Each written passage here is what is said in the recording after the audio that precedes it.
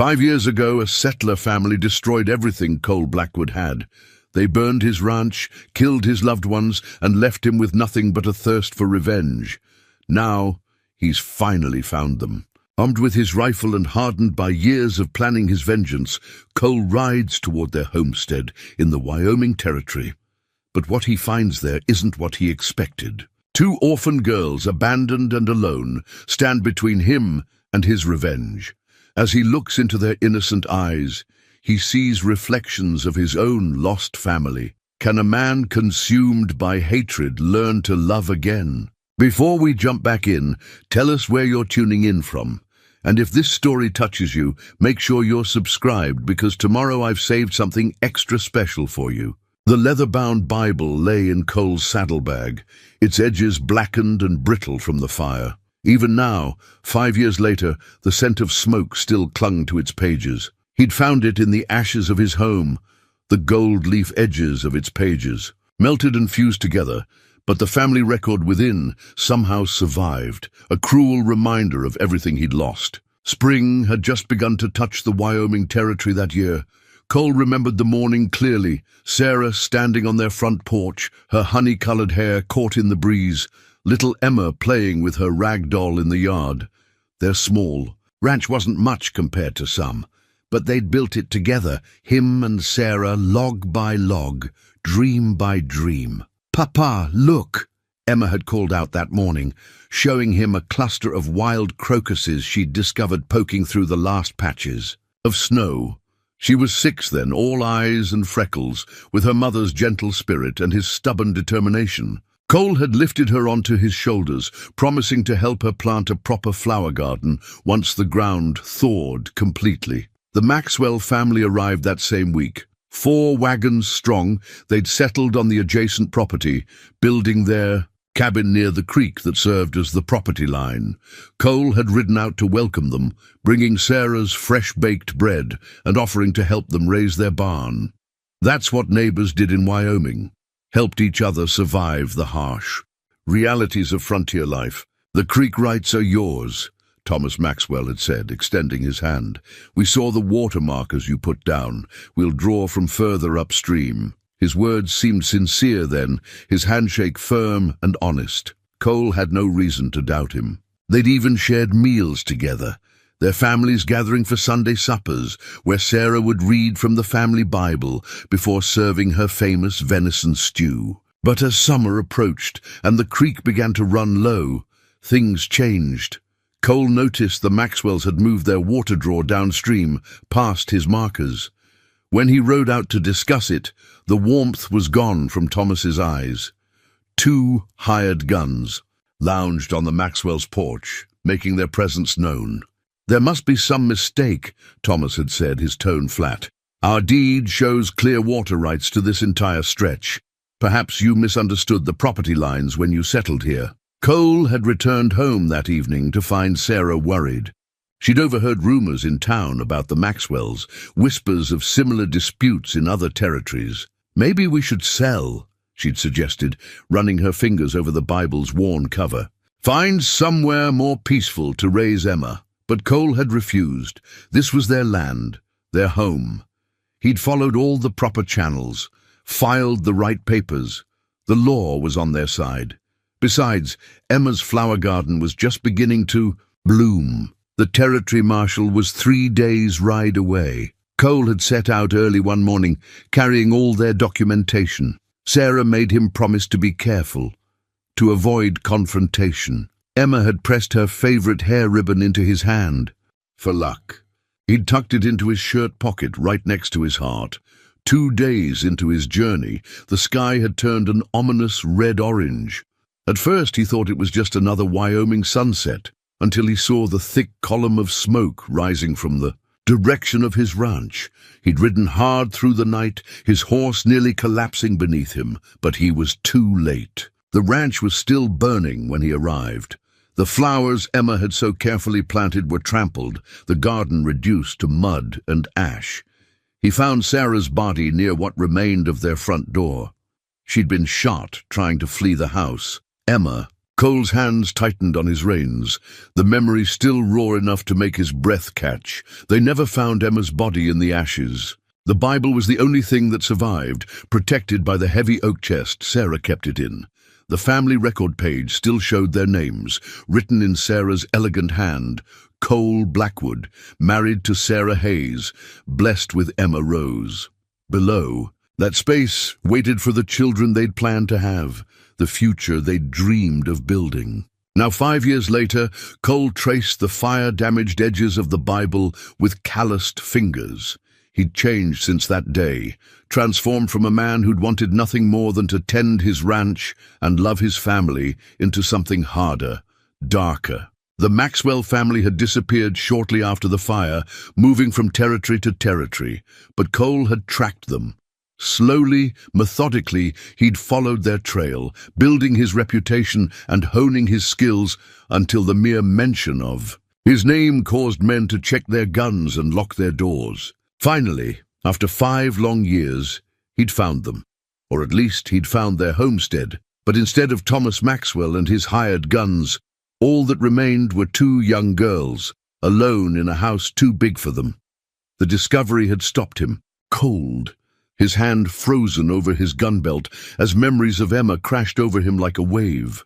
The sheriff's report was yellowed now, its edges worn from the countless times Cole had unfolded and reread it. The official account was brief, clinical. Ranch fire, 2 casualties, suspected arson. What the report didn't capture was the hell of that night, the memories that still woke him in the dark hours before dawn. He'd been riding hard since seeing the smoke, his horse's flanks lathered with sweat, its breathing ragged. The closer he got, the more the sky ahead glowed that terrible orange-red. He remembered thinking, praying really, that maybe it was just the barn. They could rebuild a barn. But as he crested the final ridge, he saw the truth. Their home was an inferno. The heat hit him first, a wall of blistering air that made his horse rear and snort. Cole had jumped from the saddle before the animal fully steadied, his boots hitting the ground running. The air was thick with smoke and the acrid smell of burning timber. He'd screamed their names. Sarah! Emma! His voice lost in the roar of the flames. That's when he saw her. Sarah lay crumpled near the front steps, her nightdress stained dark. Cole reached her in 3 strides, gathered her into his arms. Her skin was still warm, but her eyes were fixed on the burning house, wide with the terror of her final moments. A single bullet wound marked her chest, just above her heart. Emma! His daughter's name tore from his throat as he gently laid Sarah down. The front door was a wall of flame, but he charged toward it anyway. The heat drove him back, singeing his eyebrows, searing his lungs. He tried the back door, then a window, but the fire had claimed every entrance. Inside, he could hear the crash of falling timbers, the hungry roar of flames consuming everything he loved. Sheriff Matthews arrived an hour later, leading a group of men from town. By then, the house had collapsed in on itself, sending a fountain of sparks into the night sky. Cole sat in the dirt beside Sarah's body, her blood dried on his hands, his face streaked with soot and tears. "We'll find who did this," Matthews had promised, his voice gentle but firm. The older man had known Cole since he'd first arrived in the territory, had even helped him survey the property lines. There were tracks leading north, at least 4 horses.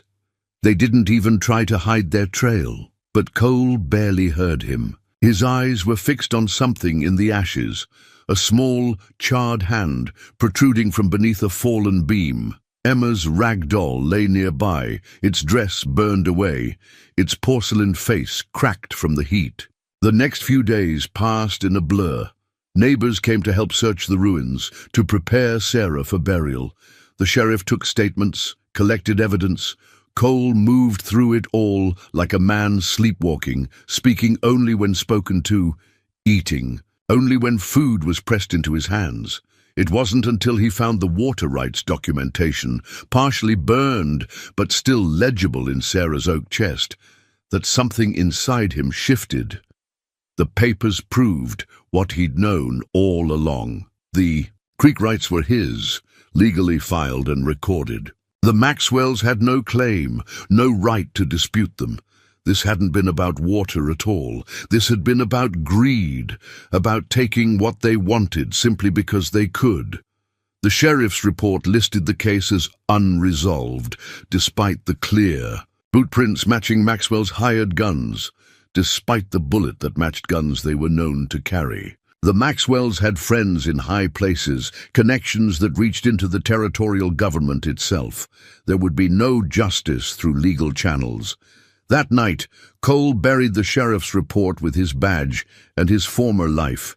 He sold what remained of the ranch, bought a new horse and gun, and began to learn the skills he'd need. Each night, he read Sarah's Bible by firelight, not for comfort, but as a reminder. He added one final entry to the family record: justice deferred is not justice denied. The last item in the sheriff's report was a simple sketch of the crime scene, showing the position of Sarah's body and the burned remains they'd assumed were Emma's. But something about that sketch had always bothered Cole, like a splinter under his skin.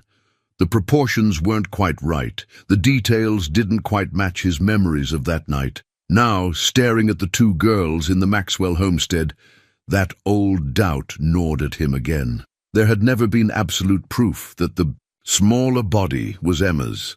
The fire had burned too hot, left too little to identify with certainty.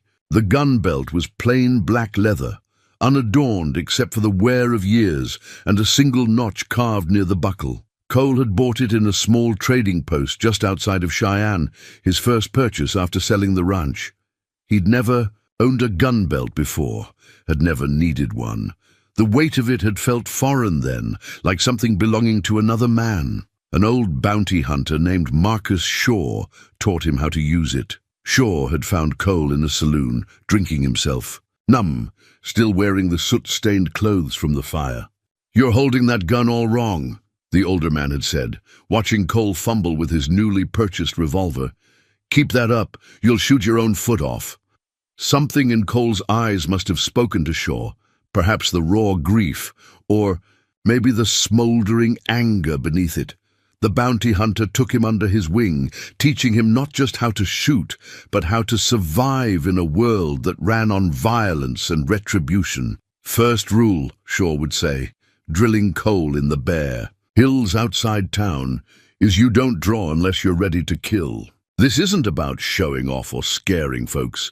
Every time that gun leaves leather, someone dies. Cole learned fast. The skills came naturally to him, as if his body had been waiting for this transformation. Shaw taught him to track, to read, sign, to understand the language of violence that ruled the territories. More importantly, he taught him patience. "Revenge is a long game," Shaw told him one evening, watching Cole practice his draw for the 100th time that day. "You go rushing. In hot, you'll end up dead. Take your time, learn everything you can, the moment will come." That first year, Cole changed. The gentle rancher who'd welcome newcomers with fresh bread died a little more each day, replaced by something harder. His hands, once calloused from ranch work, developed new calluses from endless hours of practicing with his gun. His eyes, which had once crinkled at Emma's laughter, grew cold and watchful. The first time he killed a man, it was self-defense. A drunk in a Laramie saloon didn't like the way Cole looked at him, drew his gun with clumsy confidence. Cole's response was pure reflex, the hours of practice taking over.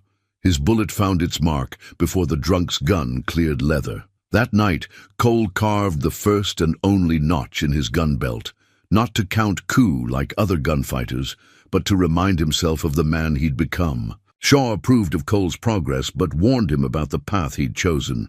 "Getting good with a gun is like making a deal with the devil," he'd said. "The better you get, the more the devil owns you." "You sure this is what you want?" Cole's answer was to practice harder. He learned to do things with a gun that seemed to defy natural law, hitting coins thrown in the air, drawing faster than the eye could follow, firing with deadly accuracy from horseback. His reputation grew. People began to whisper about the quiet man in the black hat who moved like death itself. Shaw died that winter, caught by a stray bullet in a meaningless dispute over cards. Cole buried him in the frozen ground, using his mentor's own knife to carve a simple marker. The old bounty hunter's last words stayed with him. "Don't let the devil own all of you, boy. Keep a piece for yourself." But Cole had nothing left to keep. He spent the next 4 years building his legend, taking jobs that let him move through the territories, always searching for signs of the Maxwells. The gun belt that had once felt so foreign became a part of him, its weight as natural as breathing. He followed leads, traced rumors, built a network of information. His name became both a weapon and a shield. Most men would rather talk than face him.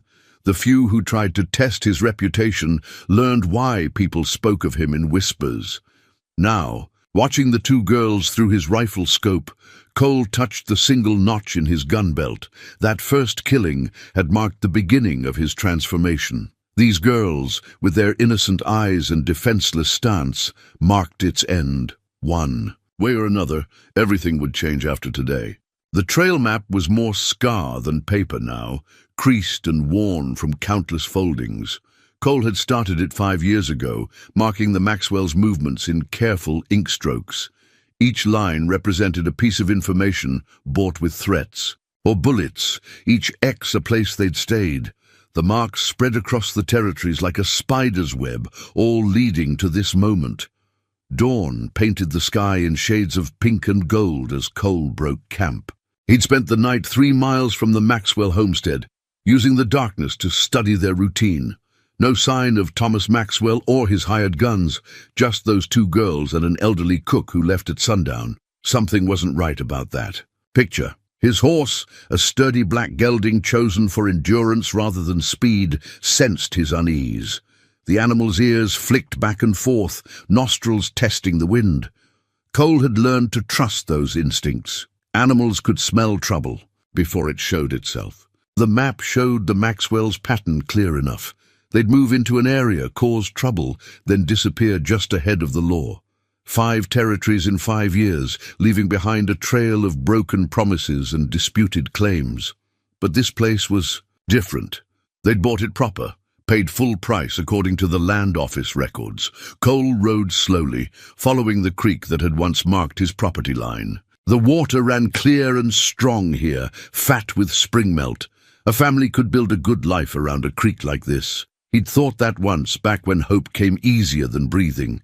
His hand strayed to the map in his saddlebag. The last entry showed a curious thing: money withdrawn from banks across 3 territories, all flowing toward this place. The Maxwells were gathering resources, but for what? People like them didn't change their nature, didn't suddenly decide to play things straight. The homestead came into view, morning light catching on whitewashed walls. Someone had planted flowers along the front path, purple wildflowers that reminded him too much of Emma's garden. One of the girls was out front, the younger one hanging. Laundry on a rope strung between 2 posts.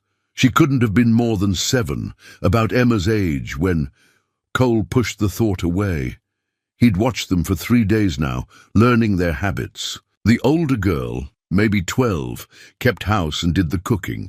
The younger one tended a small vegetable patch and fed the chickens. They moved through their chores with the quiet efficiency of children who'd grown up too fast. No sign of parents, no sign of Thomas Maxwell or his men. Just 2 girls, alone in a house too big for them, living on the money that showed up regular as clockwork in a lockbox by the front gate. Cole had watched the stagecoach driver deliver it yesterday, had seen the older girl sign for it with practiced care.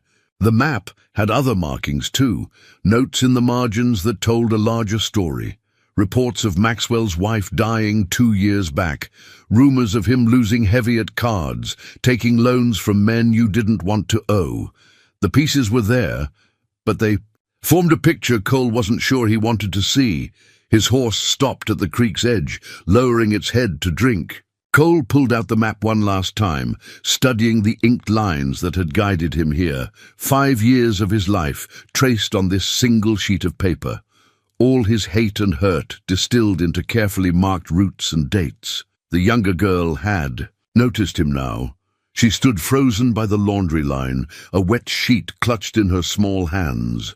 Something in her stance, the way she held herself still as a spooked deer, spoke of someone used to disappointment, used to people leaving. Cole thought of Shaw's words about revenge being a long game. He'd played it patient, played it smart, followed every rule his mentor taught him. But Shaw had never said what to do when the enemy you'd spent years hunting turned out to be nothing but smoke, leaving behind something far more complicated than revenge. The map suddenly felt heavy in his hands, weighted with all the miles and memories it represented. Ahead, the girl still hadn't moved, watching him with eyes too old for her face. Behind her, the older sister had appeared in the doorway. One, hand hidden in the folds of her skirt, probably holding a gun she was too young to know how to use properly. Cole carefully refolded the map and tucked it away. 5 years of planning had led him here, but nothing in all those careful ink lines had prepared him for this moment. The newspaper clippings rustled in his saddlebag like dry leaves. Cole had collected them over the years, each yellowed scrap telling part of his story. Mysterious gunman leaves 3 dead in Deadwood. Black Hat Rider delivers frontier justice. Devil's Shadow claims another victim. The papers painted him as something more than human, or maybe something less. Dismounting at the creek's edge, Cole kept his movements slow and deliberate. No need to frighten the girls more than his presence already had. The younger one still hadn't moved from the laundry line, her knuckles white around the wet sheet. The older sister's hand remained hidden in her skirt, and Cole could picture the revolver she was gripping, probably their father's piece, too big for her small hands. "Your father around?" Cole asked, his voice rough from disuse. He already knew the answer, but sometimes questions were really just a way of offering peace. "He'll be back soon," the older girl lied, chin raised in defiance. Her stance was all wrong for the gun she was holding, but her eyes held steady. "He doesn't like strangers," Cole nodded, remembering another headline. "Maxwell Gang Dissolves. Leaders. Whereabouts unknown." The story had been brief, tucked away on page 6 of a Kansas paper. Thomas Maxwell, once the scourge of 3 territories, had vanished into thin air, leaving behind a string of debts and broken promises. "Name's Cole," he said, hooking his thumbs in his belt, carefully away from his gun. "Just passing through, looking for water and rest." Another lie to match hers. 5 years of hunting a man could teach you the value of patience, of approaching truth from angles. The younger girl moved then, ducking behind her sister. Through the gap in the doorway, Cole caught glimpses of a well-kept house, worn but clean, with a pair of small boots by the door and schoolbooks on the table. Not the home of a man on the run, but of children trying to hold on to something normal. One of the newspaper clippings had mentioned Maxwell's wife, dead from fever 2 years back. Another spoke of gambling debts, of money owed to men who collected with blood. The pieces were there, forming a picture Cole had been too focused on revenge to see clearly. "You can water your horse," the older girl said finally, her voice steadier than her hidden hand. "But then you should move on. We don't have anything worth taking." The words hit Cole like a physical blow. Is that what he'd become? The kind of man children assumed would rob them? The newspapers in his saddlebag whispered their answers. Ruthless gunman shows no mercy. Black Hat's vengeance claims 2 more. He led his horse to the creek, every movement measured and calm. The water reflected his image, the black hat, the gun belt, the hard eyes of a man who'd spent 5 years becoming death's shadow. But behind him, reflected in the same water, were 2 girls whose lives had been shaped by the same loss that drove him. The younger one had crept forward again, curiosity warring with caution. Something about her reminded him of Emma, not just her age, but the way she held herself, ready to dart away at the first sign of trouble. What would Emma think of the man her father had become? "You 2 have names?" he asked, still facing the Greek. Sometimes it was easier for people to talk to your back than your eyes. A pause, then the older girl spoke. I'm Sarah. This is Mary. The names weren't Maxwell. Cole knew every member of that family from his research. These girls were something else, something that didn't fit the story he'd been writing in blood for 5 years. Another headline flashed in his memory. Frontier. Justice or cold-blooded murder? The article had questioned his methods, suggested he'd become no better than the men he hunted. He'd burned that clipping, but the words remained, carved into his conscience like the notch on his gun belt. The sun climbed higher, burning away the morning mist. Soon the elderly cook would arrive, bringing supplies and perhaps answers to questions Cole wasn't sure he wanted to ask. For now, he stood at the creek's edge, caught between the man he'd become and the father he used to be, while 2 young girls watched him with eyes that had seen too much of the world's darkness. Cole found the doll in the afternoon, half hidden beneath the porch steps. It was a simple thing, cloth body, yarn hair, button eyes sewn on with careful stitches, but it was the dress that stopped his heart. Faded blue cotton, dotted with tiny, white flowers, exactly like the one Emma's doll had worn. He'd been checking the property's perimeter, telling himself he was looking for signs of Maxwell's return rather than watching over the girls. Sarah had gone inside to prepare lunch, while Mary tended to her vegetable patch, sneaking glances at him when she thought he wasn't looking. The doll must have fallen through a gap in the porch boards. Cole reached for it automatically, his calloused fingers gentle against the soft fabric. A memory hit him with physical force. Emma on her birthday, cradling her new doll, naming it Sarah after her mother. That's Grace, a small voice said behind him. Cole turned to find Mary standing there, dirt from the garden smudged on her. Apron. She'd managed to approach without him hearing, the first person to do that in 5 years. For a moment, he saw Emma's ghost in her stance, in the way she twisted her hands together. She fell last week, Mary continued, taking a cautious step closer. I couldn't reach her. Cole looked down at the doll, then back at Mary. The girl's eyes held that same mixture of hope and wariness he'd seen in every town he'd passed through. People caught between wanting to trust and knowing better. Grace, he repeated, testing. The name. That's a good name for a doll. Our mama made her, Mary said, inching closer, before she got sick. Cole's hand tightened involuntarily around the doll. Your mama was Maxwell's wife? Mary shook her head. No, Mama and Papa died in a wagon accident 2 years ago. Uncle Thomas took us in. Uncle Thomas. The words rearranged everything Cole thought he knew. He remembered a line from one of his carefully collected newspaper clippings. Maxwell seen traveling with 2 young children. He dismissed it as irrelevant to his hunt. He was nice at first, Mary continued, close enough. Now to reach for the doll. Cole handed it to her carefully, watching as she hugged it to her chest. But then Aunt Catherine died, and he started drinking and gambling.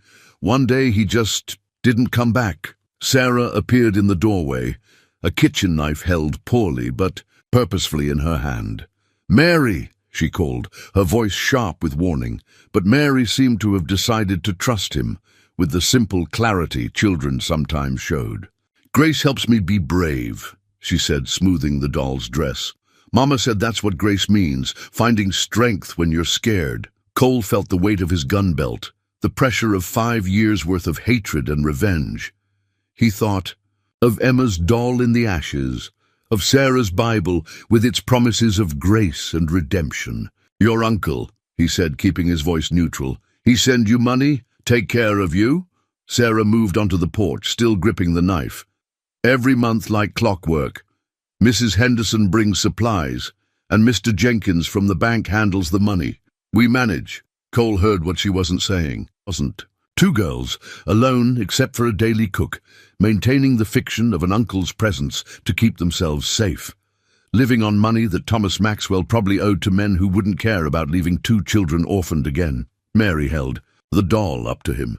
Grace likes you, she declared with childhood certainty. She's usually shy around strangers. The button eyes stared at him, reflecting the afternoon sun. Cole remembered Emma saying similar things, attributing feelings and thoughts to her toys with absolute conviction. He'd smiled then, amused by her imagination. Now the memory felt like a knife between his ribs. "Mary," Sarah called again, softer this time. "Lunch is ready." Cole stepped back, needing distance from the doll's accusing eyes, from Mary's innocent trust, from the echoes of his own lost daughter in every movement these girls made. "You could eat with us," Mary offered, clutching Grace to her chest. Sarah made stew. "There's plenty." Before Cole could respond, a horse's hooves thundered in the distance. Sarah stiffened, and Mary's face went pale. They knew that sound wasn't Mrs. Henderson's wagon or Mr. Jenkins' buggy. Cole's hand moved to his gun, old instincts taking over. "Inside," he said quietly, "both of you, now." As the girls hurried into the house, Cole caught one last glimpse of the doll's button eyes glinting in the sun. 5 years of pursuing vengeance had led him here to this moment, to a choice between the man he'd become and the father he used to be. Night settled over the homestead like a heavy blanket, stars pricking through the darkness, one by one. Cole sat on the porch, his journal open on his knee. He'd started keeping it after Sarah died, a way to talk to her when the silence got too heavy. Tonight's entry was different from the others, filled with anger and revenge. The riders turned out to be nothing, just cowboys moving cattle, taking the wrong trail. But seeing those girls' faces, the fear in their eyes, something changed in me, Sarah. For 5 years I've been hunting the man who took you from me. Now I find his nieces, abandoned just like our Emma was alone that night. Mary looks so much like her sometimes, it hurts to breathe. He paused, pen hovering over paper. Inside, the girls slept.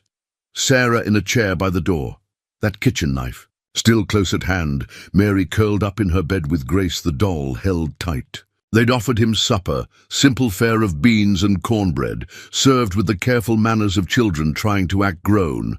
They're surviving just barely. The older one, Sarah, she has your name, though I doubt Maxwell thought of that when he took them in.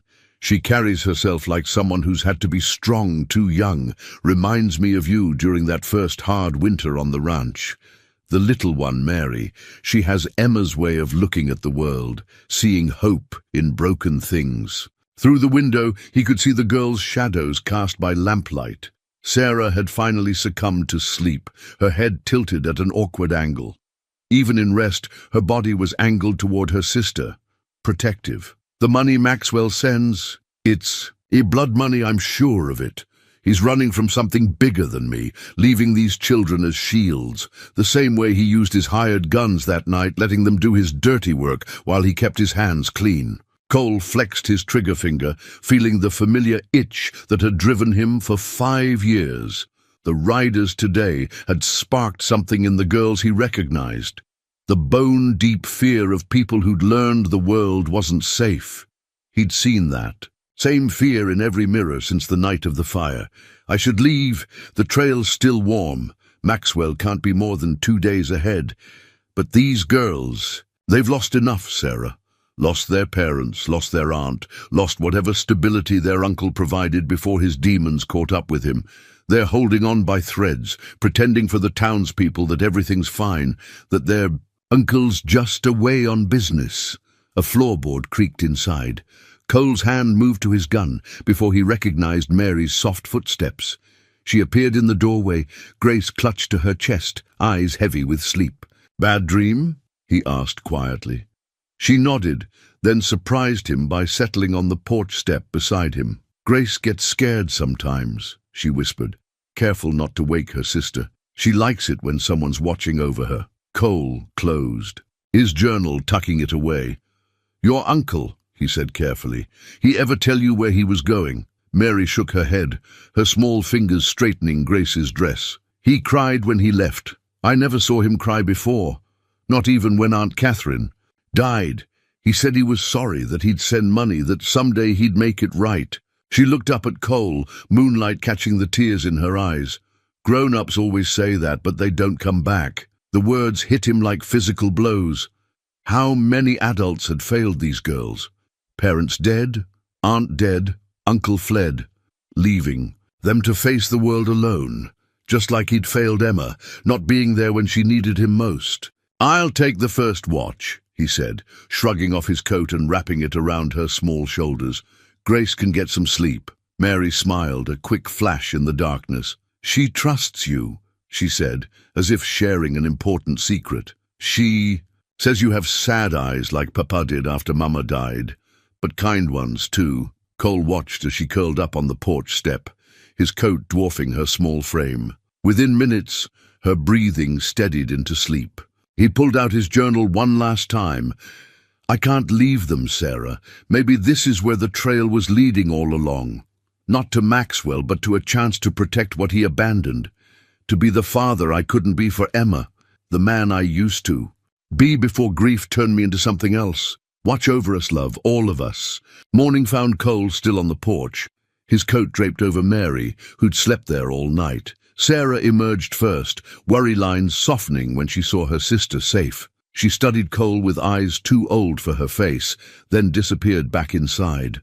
Moments later, the smell of coffee drifted through the open door. "Thought you might want some," she said, offering him a steaming cup. "It's not very good. I'm still learning." The coffee was bitter and weak, but Cole drank it like it was the finest brew in the territory. "It's perfect," he said, watching something like pride flicker across her face. Mary stirred, blinking awake. She pulled something from Grace's dress pocket, a folded piece of paper covered in the careful drawings of a child. "I made this," she said, pressing it into Cole's hand, "while you were sleeping." But Cole hadn't slept. He'd kept watch all night, his mind spinning with memories and possibilities. Now, unfolding the paper, he felt his throat tighten. Mary had drawn 3 figures in front of a house, 2 small ones holding hands, and a taller one wearing a black hat. "That's me and Sarah," she explained, pointing, "and that's you. Grace helped me with the hat." Sarah tensed, but Cole just stared at the drawing. The last time someone had drawn him into their family picture, it had been Emma, back when. His hat was brown and his eyes still knew how to smile. "Are you really staying?" Mary asked, hope making her voice tremble. "Grace says you are." Cole looked at Sarah, seeing the fear battling with desperate want in her eyes. These girls had learned the hard way not to trust in permanence, not to believe in promises made by adults who disappeared. "Thought I might," he said carefully, "if that's all right with your sister." Sarah's hands twisted in her apron. "Why?" she asked, steel beneath the softness. "What do you want from us?" The question deserved honesty. Cole owed them that much. "I knew your uncle," he said, watching understanding dawn in Sarah's eyes. "Been looking for him a long time. To hurt him." Mary's small voice quavered. Cole looked at the drawing again, at the simple trust shown in those crayon lines. "That was the plan," he admitted. "But plans change. Sometimes they have to." Sarah moved closer, one hand resting protective on Mary's shoulder. "He did something bad to you, didn't he? That's why you came." "He did," Cole said. "No point hiding it. But that's between him and me. Doesn't have anything to do with you two." "Everything has to do with us," Sarah said, suddenly sounding every bit her 12 years. "We're all that's left. If you're staying to hurt him through us—" "I'm staying to protect you," Cole interrupted, surprising himself with the truth of it. "Your uncle's in trouble. Deep trouble, from what I can piece together. When it finds him, it might come looking here first." Mary clutched Grace tighter. "Bad men. Maybe," Cole said gently, "but they'd have to get through me first." Sarah studied him, weighing his words against her experience of adults who failed them. "You were a father once," she said. Not a question. Cole nodded, his hand creasing the drawing slightly. "Had a daughter. About Mary's age. What happened to her?" "Lost her. Same night I lost her mother." Mary moved then, pressing against his side like she belonged there. "Grace says you won't leave us. She promises." Cole felt something crack inside his chest, like ice breaking up on a spring river. He looked at the drawing again. 3 figures in front of a house, a family sketched in crayon and hope. Grace is right, he said, meeting Sarah's wary gaze. I won't leave. Whatever's coming, we'll face it together. Sarah's shoulders dropped slightly, the first real relaxation he'd seen in her. The coffee will get cold, she said, turning toward the house. But she left the door open behind her. An invitation. Cole carefully folded the drawing and tucked it into his shirt pocket, right next to his heart, where Emma's hair ribbon had once rested. Sometimes he realized revenge wasn't about making others pay. Sometimes it was about refusing to let the past steal any more futures. The letter arrived with Mrs. Henderson, the elderly cook who brought supplies each day. Cole watched from the barn as she handed it to Sarah, noting how the woman's usually cheerful face had gone pale. The envelope bore no return address, just a black cross drawn in the corner. He waited until Mrs. Henderson left before approaching the house. Sarah stood on the porch, the letter trembling in her hands. "It's for Uncle Thomas," she said, but made no move to open it. Cole gently took the envelope, feeling its weight, more than just paper inside. "Mind if I take a look?" Sarah nodded, wrapping her arms around herself. Inside, Cole found a playing card, the ace of spades, edges charred, and a note written in careful, educated script. "Time's up, Maxwell. The money you've been sending these precious nieces of yours barely covers the interest. 3 days. Bring the full amount, or we'll collect it our own way. Children fetch a good price in certain markets." Cole's hands tightened on the paper, crumpling its edges. He'd seen threats like this before, back when he'd been hunting Maxwell. The man had borrowed heavy from the Kingston gang, notorious for their creativity in collecting debts. "Sarah," he called softly, "how long have these been coming?" "Third one," she whispered. "Started last week. I didn't want to scare Mary." "Does Mrs. Henderson know what's in them?" Sarah shook her head. "But she knows something's wrong. She offered to let us stay with her in town, but—" She trailed off, looking at the house her parents had died to give them. "This is all we have left." From inside, they heard Mary singing to her doll, innocent and unaware. The sound hit Cole like a physical blow, reminding him of Emma's voice on that last morning. "Pack some bags," he said, tucking the letter into his coat. "Just in case, but you're not going anywhere." His voice hardened. "And neither are they." He spent the afternoon preparing. First, walking the property's perimeter, noting approaches and blind spots. The house sat well, with good views in most directions. Previous owners had built it smart, with gun ports disguised as decorative gaps in the walls. Sarah watched him work, asking questions that showed she understood more than a child should about defense. "Uncle Thomas taught us to shoot," she said, bringing out a pair of revolvers from a hidden compartment in the pantry. "Said we might need 2 someday." The guns were well maintained, but too large for her hands. Cole spent an hour teaching her proper grip and stance, remembering how Shaw had taught him. "Only if you have to," he said. "You protect Mary first, shoot second." As dusk approached, Cole saw dust on the horizon. 3 riders, moving fast and confident. Kingston's men never lacked for confidence. "Inside," he told Sarah. "Lock the doors. Don't come out no matter what you hear." She grabbed his arm, surprising him. "Don't die," she said fiercely. "We can't lose anyone else." Cole touched the drawing in his pocket, thinking of Emma, of Sarah's Bible, of second chances that came disguised as threats. "Not planning to," he said. "Got too much to live for now." The riders pulled up short when they saw him on the porch. Their leader, a man with a scarred face and dead eyes, looked him over. "This ain't your business, friend." "Actually, it is." Cole kept his voice calm, his hands loose at his sides. "Maxwell's gone. Whatever he owes you, these girls don't factor into it." "Like hell they don't." Scarface spat. "Kingston paid good money to find them. They're his insurance now." "No," Cole said simply.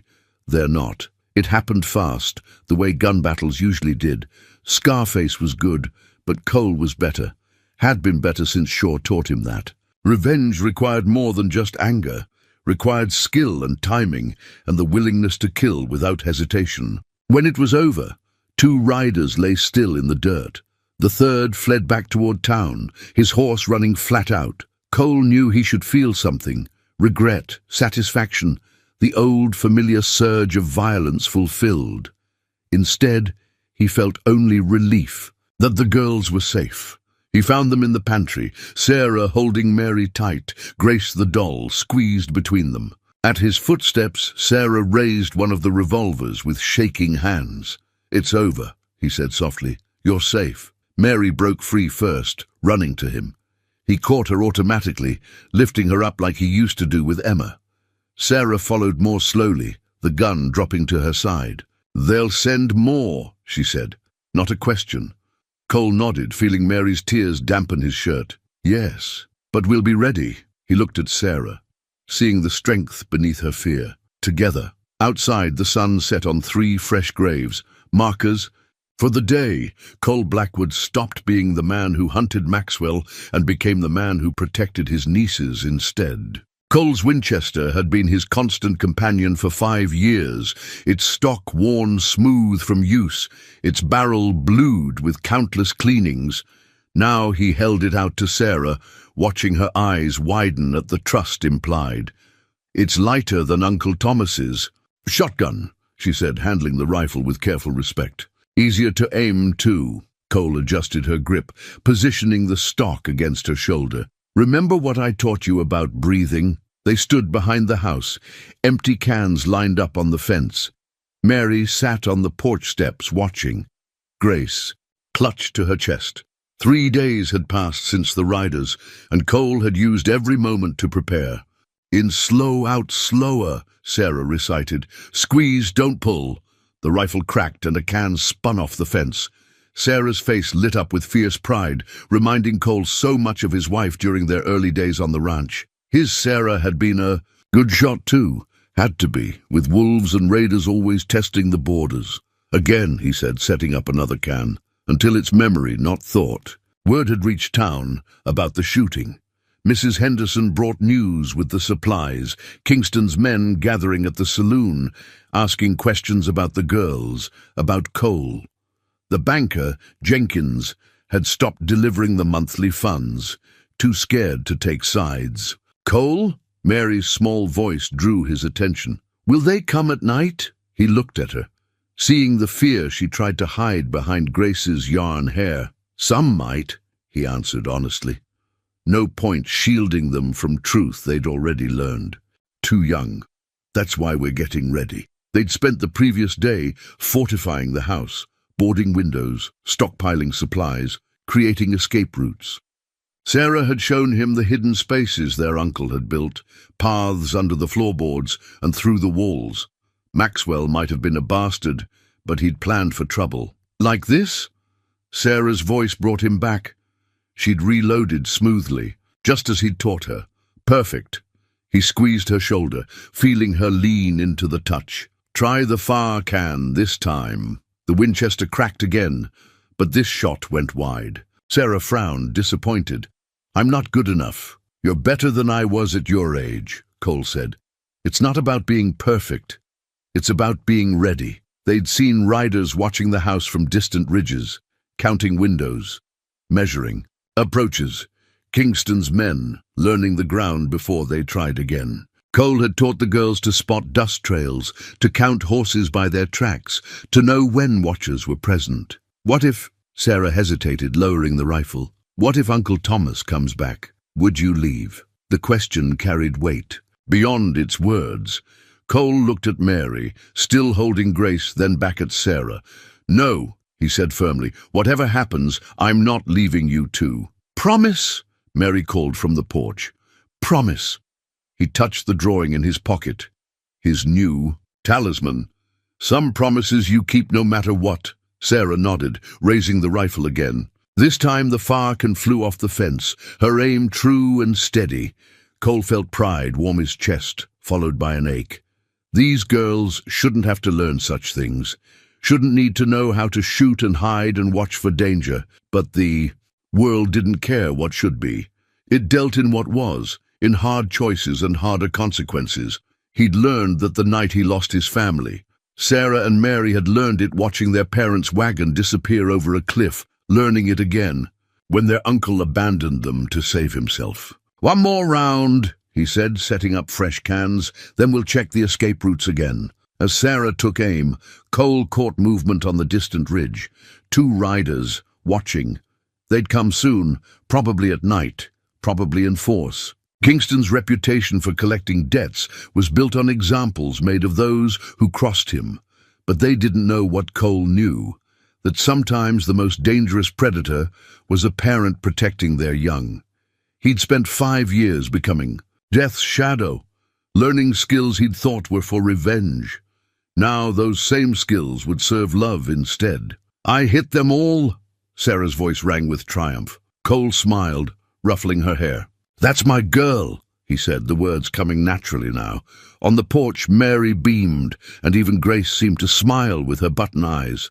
The watchers on the ridge turned away, riding back to report. Let them come, Cole thought. They'd learn. What Shaw had taught him years ago, that the deadliest fighter wasn't the one with nothing to lose, but the one with everything to protect. The stew bubbled in the cast-iron pot, filling the kitchen with warmth and the promise of comfort. Sarah stood at the stove, stirring carefully the way her mother had taught her. Besides her, Mary set the table for 3, a number that felt, right now though, she couldn't say exactly when that had happened. "Smells good," Cole said from the doorway, his rifle propped in the corner where he could reach it quick. He'd taken to leaving his gun belt on even at meals, but his eyes were softer now when he looked at them. "Mama's recipe," Sarah said, pride mixing with old grief in her voice. She always said good food makes a house a home. They gathered around the table, this odd family born of loss and chance. Mary had put Grace in a 4th chair, propped up with books so she could see over the table's edge. Cole smiled at that, the kind of smile that made the hard lines around his eyes fade. "We need to say grace," Mary insisted, holding out her small hands. "Mama always said that blessings shared are blessings doubled." Sarah finished, taking her sister's hand. She reached for Cole's calloused one, completing the circle. Cole's throat worked for a moment before he spoke. "Been a while since I said grace," he admitted. "My Sarah, she used to lead it." "You can say it like she did," Mary encouraged, squeezing his hand. "Grace says it's good to remember." Cole closed his eyes, and when he spoke, his voice carried years of stored-up prayers. "Lord, thank you for this food, for the hands that prepared it, and for the love that shares it. Watch over us and keep us safe through whatever comes. Amen." "Amen," the girls echoed, and for a moment the kitchen felt full of all their missing people. Cole's Sarah and Emma, the girls' parents, even the aunt they'd lost too soon. They ate, slowly, savoring both food and company.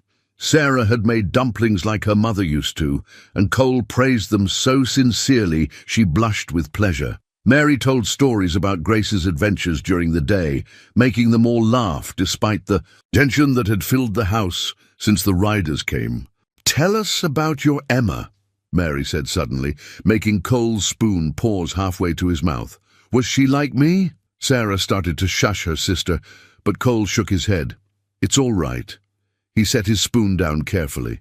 "She was a lot like you, actually. Same age, same way of seeing good in things. She had a doll, too, named Sarah after her mama. Like Grace is named after our mama," Mary said, understanding dawning in her eyes. "Did she like to draw, too?" "All the time. Covered every spare paper we had with pictures of horses and flowers." Cole smiled at the memory. "She was just starting to learn her letters when—" He stopped, but the girls knew how that sentence ended. They were too familiar with unfinished stories. "We could put her picture up," Sarah suggested softly, "next to Mama and Papa's, so she's not forgotten."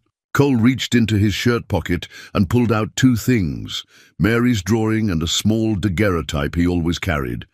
The photograph showed a woman with kind eyes holding a laughing girl with wild curls. "My Sarah and Emma," he said, passing it carefully to them. "Taken just a month before." Mary studied the image intently. "She looks happy," she said finally, "like she knew she was loved." "She was," Cole's voice roughened. "Every day of her life she knew that. Like us, Mary said with a child's simple certainty. We know, too. Cole looked at them then, really looked at them. These two girls who'd walked into the space Emma's.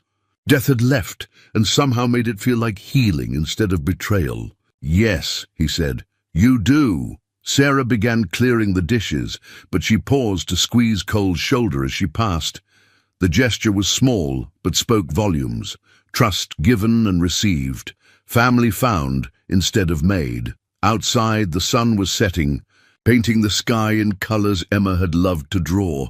Somewhere out there, Kingston's men were planning, watching, waiting. But in here, in this warm kitchen with its shared meal and shared love, Cole finally understood what Shaw had meant about keeping part of himself from the devil. He'd kept his heart, though he hadn't known it until two girls with old souls and Grace's button eyes showed him where to look. The letter fell from between the pages of an old ledger Sarah had been showing him, Maxwell's record of debts and payments.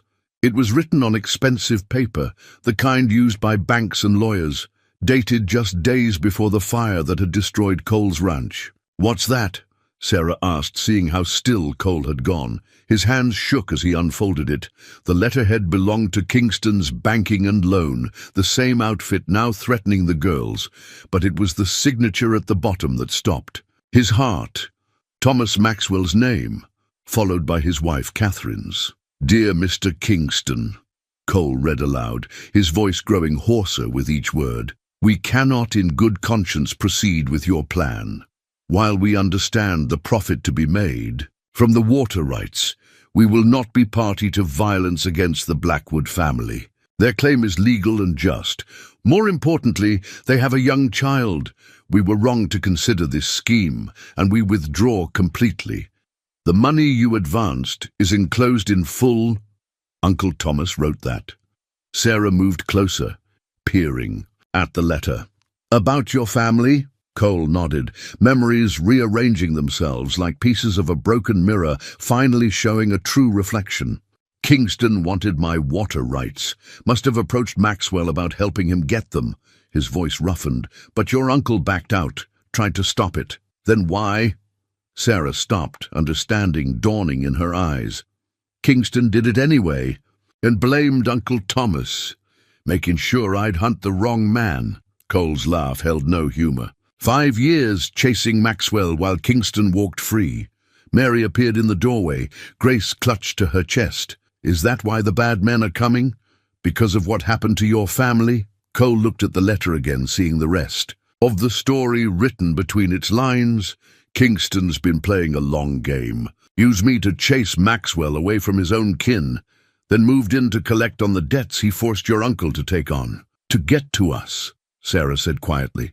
"Because we're all Uncle Thomas has left." The truth of it hit Cole like a physical blow. He'd been so blind, so focused on revenge, that he hadn't seen the larger pattern. Kingston had orchestrated everything, the fire, the chase, even Cole's arrival here. Had probably counted on him killing Maxwell's nieces in his quest for vengeance. "There's more," Sarah said, pulling another paper from the ledger. This one was newer, the ink barely dry. "Uncle Thomas sent it with last month's money." The note was brief, written in a shaking hand. "Kingston knows where you are. I can't hold him off anymore. When he comes, and he will, look in the old chapel. What you find there will be worth more than what I owe him, enough to keep you safe. I'm sorry for everything, all of it." "The chapel?" Cole looked up sharply. "What chapel?" "In the woods," Mary said. "Behind the house. Mama and Papa got married there." She hugged Grace tighter. "We don't go there anymore. Uncle Thomas said it wasn't safe." Cole's mind raced. Maxwell had been clever, using Kingston's greed against him. Whatever was hidden in the chapel, it was valuable enough to make. The banker showed his hand. "We need to—" he started, but a sound cut him off. Hoofbeats, lots of them, approaching fast. "Upstairs," he ordered, grabbing his rifle. "The hiding place we practiced. Now." Sarah snatched the letters but hesitated at the stairs. "Cole, if Kingston killed your family—" "Go," he said firmly. "We'll talk after." But Mary turned back, running to hug him fiercely. "Promise you won't die," she whispered. "Grace says we need you." Cole hugged her back, then gently pushed her towards Sarah. "Grace is right," he said. "I've got too much to live for now." As the girls disappeared upstairs, Cole moved to the window. At least 8 riders approaching, Kingston himself in the lead. The banker was a tall man, with a politician's smile and eyes like empty wells. Cole touched the letters in his pocket, feeling the weight of truth they carried. 5 years of hatred redirected in an instant, from Maxwell to the man who'd really destroyed his family. But this time, revenge wasn't his primary motivation. He thought of Sarah's strength and Mary's trust, of shared meals and target practice, of Grace watching over them all with her button eyes. He'd come here hunting the past, but found a future instead. Whatever was hidden in that chapel might save the girls from Kingston, but first they had to survive the night. Cole checked his gun, then moved to the door. He'd spent 5 years becoming Death's shadow, learning skills he thought were for revenge. Now he'd use them to protect his new family from the man who'd stolen his first one. Kingston's voice carried across the yard. "Blackwood! Let's talk about those girls you're protecting."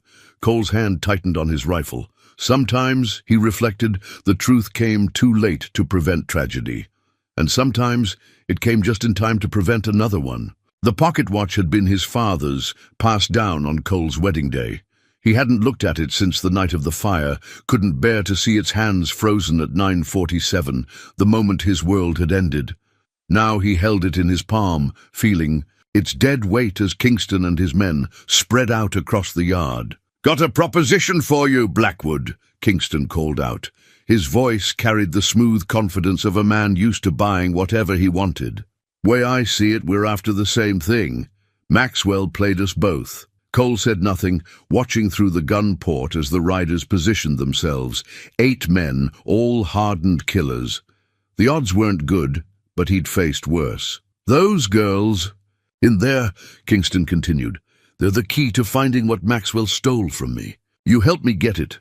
I'll tell you exactly what happened the night your family died." The watch felt heavy in Cole's hand.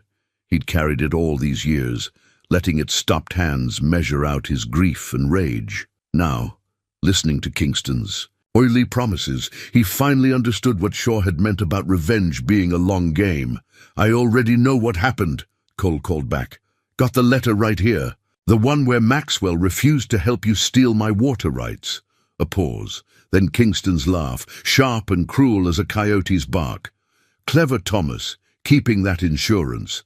Doesn't change anything, though. Those girls are coming with me. One way or another." Upstairs, Cole heard the faintest creak of floorboards. Sarah and Mary in their hiding place, listening to every word. He thought of them holding each other, trying to be brave, thought of Emma, alone and afraid on that last night. "No," Cole said simply, "they're not." The first shot came from Kingston's left-hand man, splintering wood near Cole's head. He returned fire with practiced precision, hearing a grunt of pain and the thud of a body hitting dirt. "Burn it!" Kingston shouted. "Burn it all!" The words hit Cole like physical blows, memory, overlapping reality. Fire arrows arced through the dusk, their flames bright against the darkening sky. One caught in the roof shingles, another in the porch boards. But this time was different. This time, Cole wasn't miles away, helpless to save what he loved. This time he was ready. The first man to rush the porch took Cole's bullet in the chest. The second made it 3 steps further before falling. Through the gun smoke, Cole saw Kingston retreating behind his horse, shouting orders as flames began to spread. "Cole!" Sarah's voice, tight with fear. "The back roof's catching!" He taught them what to do, drilled them until the escape route was memory. But now, with flames licking up the walls and bullets splintering wood around them, Cole knew he had one chance to make this right. The watch in his hand ticked once, suddenly and impossibly, as if time itself was holding its breath. "Sarah!" he called up. "Get to the chapel, whatever's there, find it! What about you? I'll hold them here. Give you time." He fired again, dropping another of Kingston's men. "Go now!" He heard them moving, following the hidden path they'd practiced. Kingston's men were spreading out, trying to circle the house. Soon they'd see the girls running for the trees, unless he gave them something else to shoot at. Cole touched the watch one last time, then set it on the windowsill. Its single tick had been enough, a reminder that time didn't stop with tragedy, that love was stronger than revenge. He burst through the front door firing, drawing their attention. Bullets whined past him as he dove for cover behind a water trough. Kingston's voice rose above the gunfire. "Get him!" Through the flames and smoke, Cole saw two small figures dart from the back of the house toward the tree line. His heart swelled with fierce pride. They ran just as he taught them, low and fast, using cover. A bullet found his shoulder, spinning, him against the trough. Another creased his ribs, but he kept firing, kept their eyes on him until Sarah and Mary vanished into the darkness. On the windowsill, the old watch finally fell, its crystal shattering on the porch boards. Cole smiled through the pain. Some things had to break before they could start ticking again. Kingston's voice carried across the yard. "After those girls, don't let them reach the chapel." Cole pushed himself up, ignoring the blood soaking his shirt. He'd spent 5 years learning to be Death's shadow. Time to show Kingston's men what that really meant. The bandana had been white once, a gift from Mary, who'd found it in Sarah's sewing box. Now it was stained crimson where Cole had pressed it against his shoulder, the blood making dark patterns like a map of all the choices that had led him here. He moved through the burning night like a ghost, using skills Shaw had taught him. 3 of Kingston's men lay dead or dying. The others had split up, 2 following the girls, 3 trying to flank Cole's position. Kingston himself had vanished toward the chapel, no doubt guessing what Maxwell had hidden there. The fire painted everything in shades of orange and black, casting twisted shadows across the yard. Cole touched the blood-soaked bandana, using the pain to sharpen his focus. He could hear Mary's voice in his head. "Promise you won't die." A twig snapped to his left. Cole fired without looking, rewarded by a grunt of pain and the sound of someone stumbling. Shaw's first lesson. In the dark, trust your ears more than your eyes. "Give it up, Blackwood," one of Kingston's men called. "Boss just wants the girls. You can walk away." Cole's answer was a bullet that silenced the voice forever. 5 years of rage and skill channeled into each shot, but this time directed at the real authors of his pain. He worked his way toward the chapel, following the path Sarah and Mary would have taken.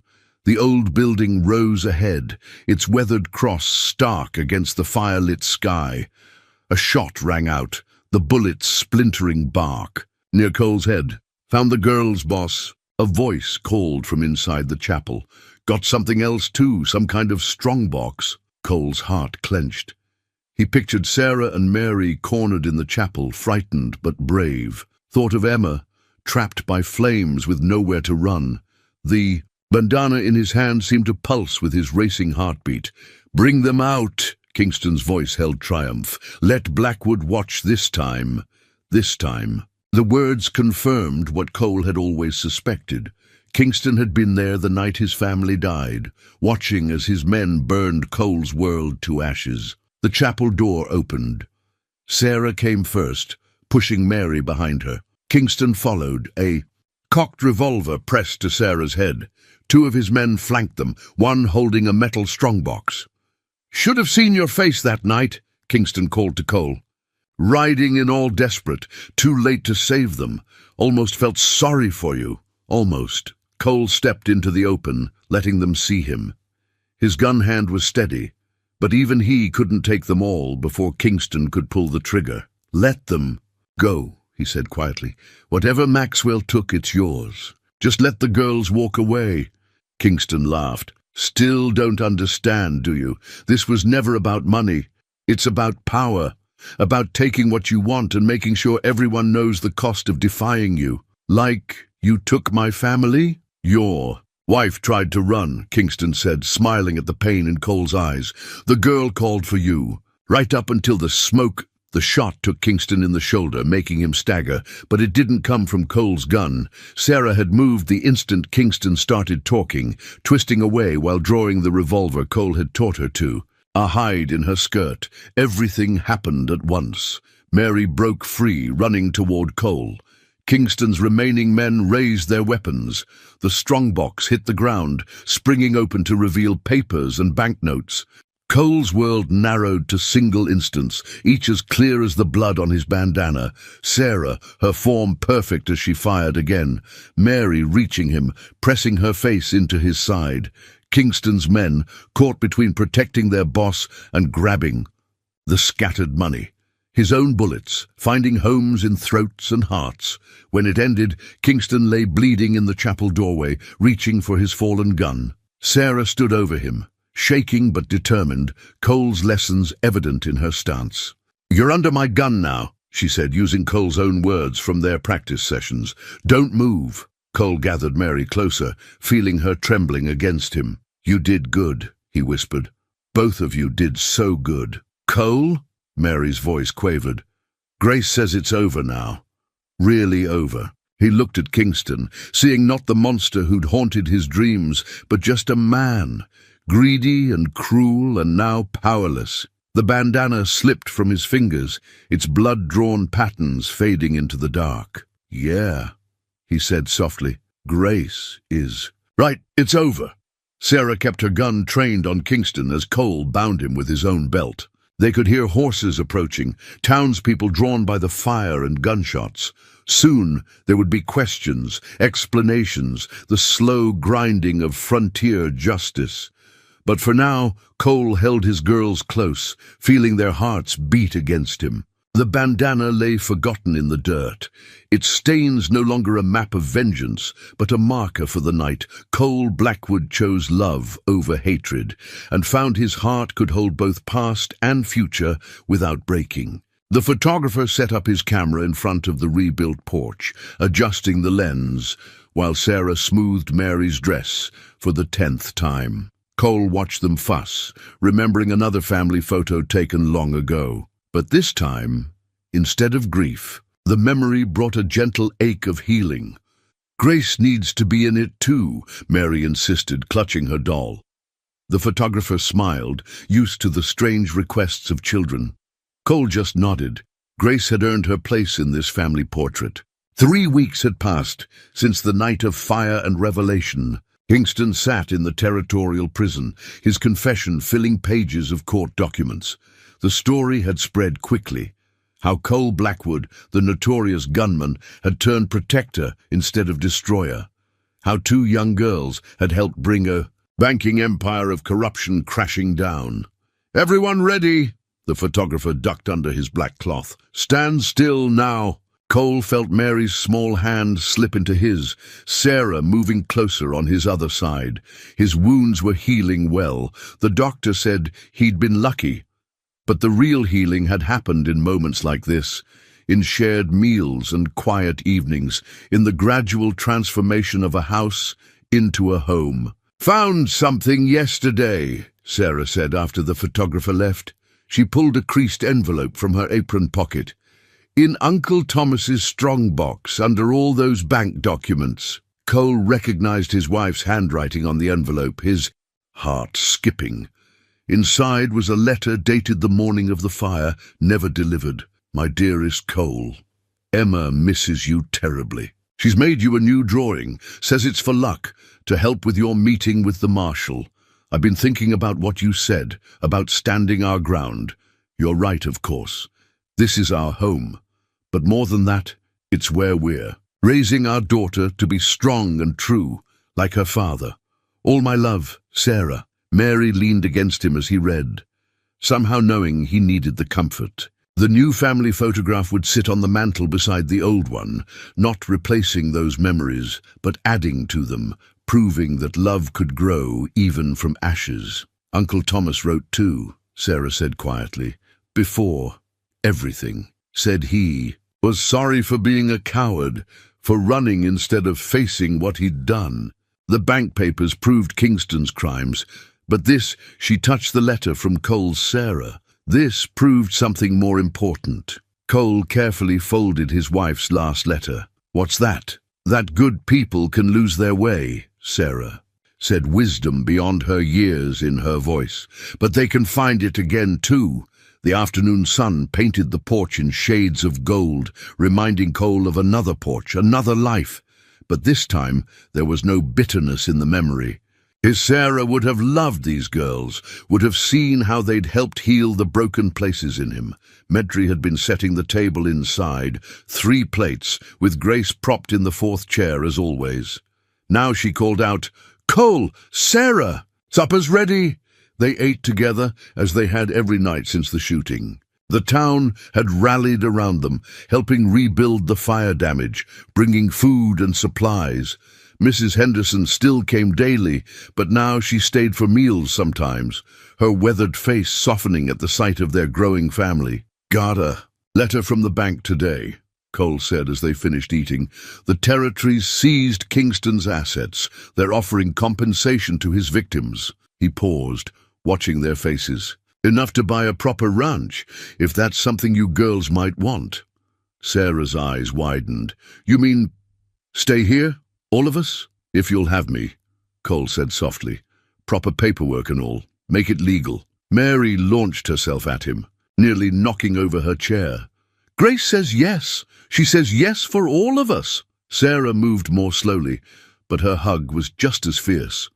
Cole held them both, feeling the last pieces of his heart click back into place. Tomorrow, they'd go into town, file the adoption papers he'd been carrying for a week, build something permanent from all their broken pieces. The new family photograph would show the transformation, not just in the obvious ways, the smiles and clasped hands, but in the subtle ones.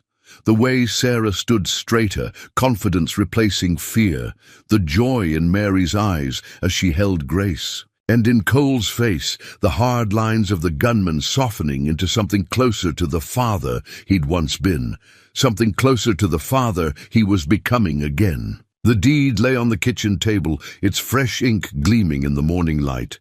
Blackwood Ranch, it read, and below that 3 names, Cole's, Sarah's and Mary's, a family written in legal script, made official by more than just paper and ink. "It's really ours?" Mary pressed her finger to her name, careful not to smudge the still-drying ink.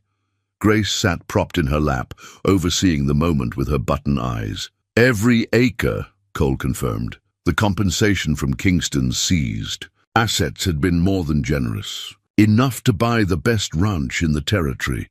2,000 acres of prime grazing land, with a creek that ran strong all year round. Though we'll have to work hard to make it prosper. Sarah traced the property lines on the attached map. The ranch stretched from the old chapel, now restored as a quiet place for remembering, all the way to the woods, where they'd found a family of deer living undisturbed. Somewhere in between they'd build their future. "I've been thinking," she said, that new confidence steady in her voice. "We could raise horses, not just cattle. There's good money in training them for the cavalry." Cole smiled, remembering how quickly she'd taken to riding.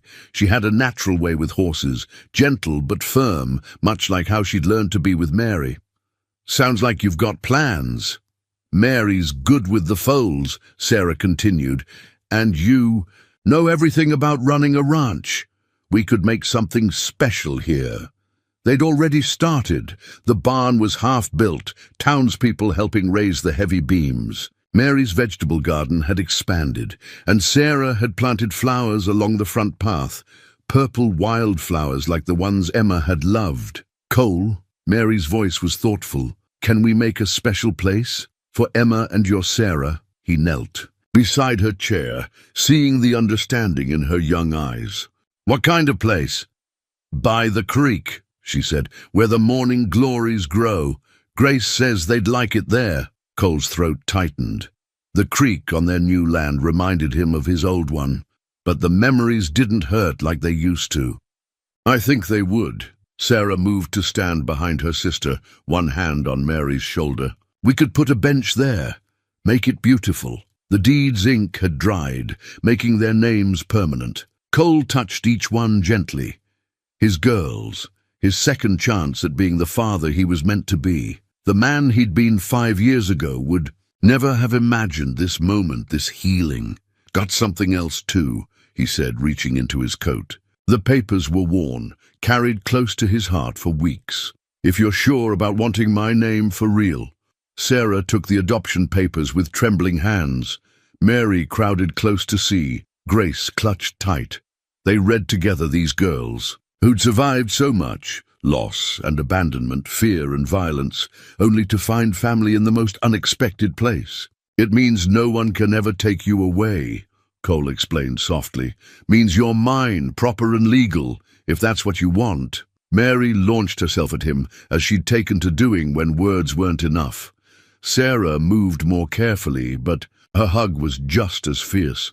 They held each other, this family built from broken pieces and second chances. "Does this mean I can call you Pa?" Mary whispered against his shirt. Cole's heart swelled. "If you like." "What about me?" Sarah asked, trying to sound grown up but not quite managing it. "I'm 12 now, almost 13. You can call me whatever feels right," Cole said, holding them both closer. "Got all the time in the world to figure it out." Through the window, they could see the ranch spreading out before them. Pastures, waiting for horses, fields ready for planting, all of it full of promise. The morning sun caught the creek's surface, making it glitter like Emma's laugh used to. Mary set Grace on the table, positioning her carefully near the deed. "Grace says we should have a celebration, a proper family one." "Think that can be arranged," Cole said. The town had become part of their healing too, embracing these two girls who'd helped bring down Kingston's empire of corruption. Mrs. Henderson had already promised to bake a special cake. Sarah picked up the pen, her hand steady as she signed the adoption papers. Mary followed, her signature careful and proud. Cole signed last, making it official. Not just a ranch deed, but a family deed, a promise written in ink and sealed with love. "Pa," Mary said, testing the word, "Grace wants to know if she can help name the horses when they come." Cole laughed, the sound free and easy now. "Reckon she's earned that right. We all have." 1 year to the day since Cole had ridden in seeking revenge, the family Bible lay open on the kitchen table. Its leather cover had been carefully restored, the fire-damaged edges mended with patient care. Inside, the family record page held both old memories and new beginnings. Sarah's steady hand had copied the original entries above. Cole Blackwood, married to Sarah Hayes, blessed with Emma Rose. Below that, she'd added their own names, Sarah and Mary Blackwood. Adopted with love by Cole, spring of 1876. And beside it, in Mary's careful script, Grace, beloved by all. "Pa!" Mary's voice carried from outside. "The morning glories are blooming!" Cole looked up from the Bible, watching through the window as his younger daughter tended the flowers they'd planted by the memorial bench. The creek caught the morning light, peaceful now, its waters nurturing new growth instead of carrying old pain. Sarah rode in from checking the horses, her skill with them growing daily. At 13, she was becoming the woman she'd always had the strength to be. The cavalry had already purchased 3 of their trained mounts, with contracts for more. "Town's getting ready for the celebration," she said, hanging up her hat. "Mrs. Henderson's baking enough pies to feed half the territory." The 1-year anniversary of Kingston's arrest had become something of a holiday in these parts. Not just for justice served, but for the way it had transformed their community. The bank operated honest now, helping folks instead of breaking them. "Grace wants to wear her new dress," Mary announced, coming in with dirt on her knees and joy in her eyes. "The one with the blue flowers like in the picture," Cole smiled, knowing which picture she meant. The old daguerreotype of his first Sarah and Emma sat on the mantel beside their new family photograph, not competing, just completing, teaching them all that hearts could expand to hold both grief and joy. "Think that can be arranged," he said, watching Sarah help her sister clean up. Their bond had grown stronger over the year, protected by the safety Cole provided. They still had nightmares sometimes, all of them did, but they faced them together now. The Bible's pages held other treasures, Emma's last drawing, preserved between its pages. Mary's first letter calling Cole Pa. The pressed flowers from their memorial garden, even a letter from Thomas Maxwell, writing from somewhere back east, thanking them for giving his nieces the home he couldn't. Pa? Sarah's voice was thoughtful. Could we add something?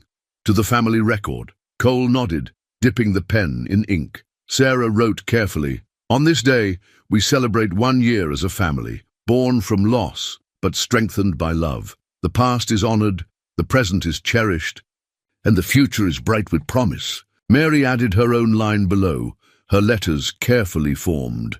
Grace says love makes a family, and she is never wrong about important things. Outside, their ranch stretched peaceful and prosperous. The barn was full of horses, the gardens thriving, the house warm with life. They'd built something here that was more than just a refuge. It was a testament to the healing power of love over hatred, of family found instead of lost. Cole picked up the pen last, his hand steady as he wrote, "A father's heart can grow to hold more love than he ever imagined possible. Emma and Sarah watch over us still, teaching us that joy can grow from sorrow and that family is more than blood. It's the choice we make every day to love and protect each other." Mary leaned against him as he wrote. Grace clutched to her chest. Sarah stood close on his other side, her strength and grace so like his first Sarah's. They were his miracle, these girls who had turned him from vengeance's shadow back into a father's light. "Time for the celebration," Sarah said softly, touching the Bible's restored cover. They walked out together into the bright morning, leaving the Bible open on the table. The family record page caught the sunlight, old ink and new shining together, telling the story of death and rebirth, of revenge transformed into redemption, of a family forged from the ashes of the past and flourishing in the soil of love. Behind them, Grace sat in her special chair, watching over their home with her. Button eyes and gentle smile, guardian of all their memories, both bitter and sweet as they walked together into their shared tomorrow.